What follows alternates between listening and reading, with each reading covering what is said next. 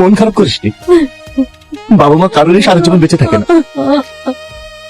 আমি তো ছোটবেলায় বাবা মাকে হারিয়েছি, তোর আব্বা ভাই তো আমাকে কোলে পিঠে করে মানুষ করেছে, তাহলে আমি কিভাবে বেঁচে আছি বল? ওর বেঁচে থাকার ভরসা বলতে এই দুটো মানুষই ছিল।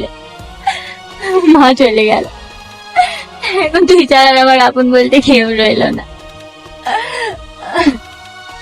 আমি আছি তো।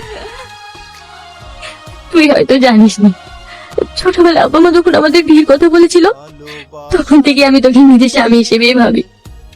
আমার একমাত্র ঠিকানাই তুই, আমার হাসি তুই, আমার খুশি তুই, আমার সুখ তুই, আমার শান্তি তুই। এমন একটা মানুষ যাকে ছাড়া আমার জীবনের কোনো মূল্য নেই।